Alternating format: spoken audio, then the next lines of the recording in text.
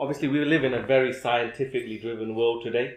We live in a very scientifically driven world. True. So the emphasis has very much been on, okay, we have better technologies, we have microscopes, we have all of these tools, so why not use them better to make life easier for us? Yeah. And naturally, I think we discussed it a little bit previously, even the previous podcasts, that yes, you know, it's important to take technologies that can make life easier for us in terms of making our practicing of our deen easier for us. Yeah. But the issue is, in terms of the moon sighting, in terms of, and you've simplified it for us even more, is it's not even about moon sighting for Eid and Ramadan. It's about moon sighting for the start of a month. It's a month. It's a month. It's a calendar month, yeah? So there's an issue between the comparison between a scientific month or an astronomical month and the start of a month for the Islamic calendar. And the difference is that when you start a calendar month from an Islamic perspective, it's a case of what the Prophet ﷺ has told us, that you wait to see the moon, and if it's a cloudy day, then you complete the 30. Yeah. So that's not astronomical, as in that's not based on astronomy there. That's based on someone's testimony. That's based on someone looking and going, okay, I can see the moon, or I can't. It's based on sighting. You know, a lot of times, it's not all the time, but sometimes it's announced by, just say, in Saudi Arabia, okay? And what people maybe disagree with it because they have problems with Saudi Arabia and Wahhabism and etc., etc. But the reality is as Brother Aftab, you know, because we've been there, we've spoken to people, local people there. The reality is that it's seen by normal people, and then they go to the courts, and then when it's verified, then it's announced. I think that's a really good point, because you know, people automatically refer to Saudi Arabia just on, regardless of which other countries have you know, sighted the moon, and you know, I wouldn't take something which impacts whether I go to Jannah or Jahannam from the Saudi government, just like I wouldn't take it from any government in the world. Yeah, that trust is not there. But we have to separate the people, the Muslims who live in these countries, who are the ones giving the testimony, from the ones who announce it.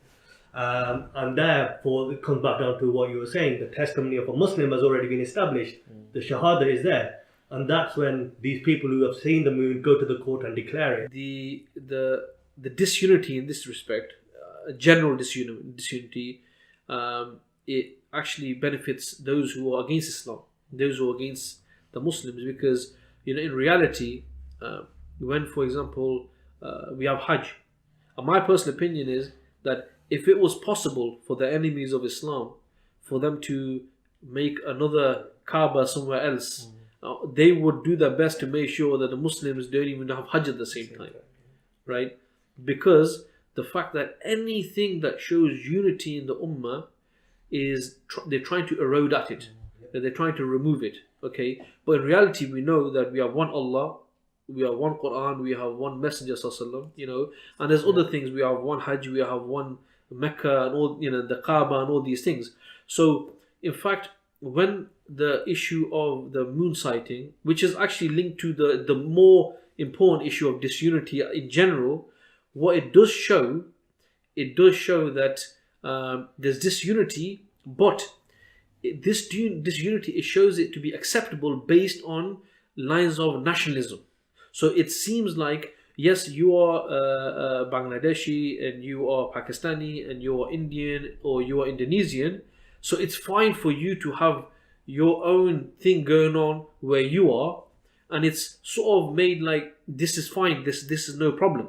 As if if it's announced at the top, like the government announced it, there's some places that will just go, regardless of which opinion that I follow, it's been announced, let's do Eid, let's do Ramadan. Actually, that highlights that, you know, if there was somewhere centralized that says it's Eid tomorrow or it's Ramadan tomorrow, actually people would do it. People would follow, because they've already come to the conclusion that, okay, someone's deciding that, someone's already gone through the evidence, and someone said it's tomorrow, therefore we'll all do it. I think people would be prepared for that. But as you were saying, the whole concept of nation states has made that very blurry. Going back to your point, it's the authority. Yeah, what you're saying is that when the authorities say it, people follow. Yeah. And this is the point. If you had the Islamic authority and a single authority, then we wouldn't have this problem.